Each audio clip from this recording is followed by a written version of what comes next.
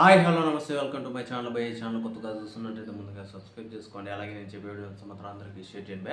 అయితే ఈరోజు మన టాపిక్ వచ్చేసి మన విశ్వంబర సినిమా నుంచి అయితే ఒక గ్లిమ్స్ అయితే వదిలేరు భయ్య. నాకు తెలిసినందుకు అంటే నిన్న వదిలేరు, అంటే మన మెగాస్టార్ గారి బర్త్డే సందర్భంగా. అయితే ఆ గ్లిమ్స్లో చాలా వరకు అసలు అసలు ఎవ్వడు కూడా అసలు విఎఫ్ఎక్స్ గురించి మాట్లాడేదే లేదు అన్న టైప్లో అయితే మనకైతే చూపించారు భయ్య. అంత అద్భుతంగా చూపించారు.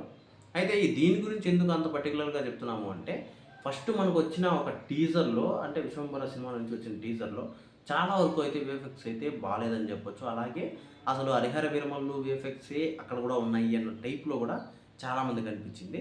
అయితే అప్పటికి హరిహర వీరమల్లు సినిమా రాలేదు కాబట్టి అది బచావో అన్న టైప్లో అనిపించింది.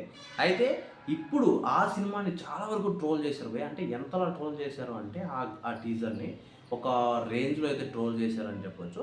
అయితే ఆ టీజర్ కూడా అలానే ఉంటుంది భయ్య. అంటే రెక్కల గుర్రాల మీద రావడము, అది కూడా టీజర్ చాలా క్లబ్జీగా ఉండడము, అది కూడా అసలు చిన్నపిల్లలు గ్రాఫిక్స్ అన్న టైప్లో అనిపిస్తుంది. అయితే దాని నుంచి బయటకు వచ్చి అసలు వీళ్ళు ఏదో అంటే ఎన్ని రోజుల నుంచి ఒక కష్టపడినట్టున్నారు.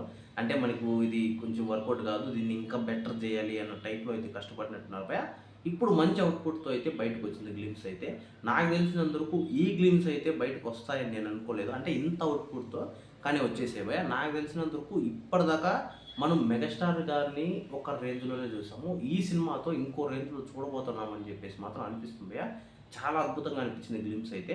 అయితే చాలామంది చెప్తున్నారు భయ్య, అంటే సినిమా అంత ఉండదు ఏమి అది ఇది అని చెప్పేసి. నాకైతే అలా ఏమి అనిపించట్లేదు భయ్య. అంటే గ్లిమ్స్ చూసిన తర్వాత ఒక్కటే అనిపిస్తుంది, ఈసారి పీక్స్లో అయితే హిట్ కొట్టబోతున్నాడు అని మాత్రం అనిపిస్తుంది.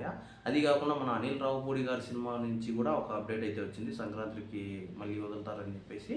అయితే శివశంకర్ ప్రసాద్ అని చెప్పేసి సినిమా టైటిల్ కూడా పెట్టే అవకాశాలు అయితే ఉన్నారు.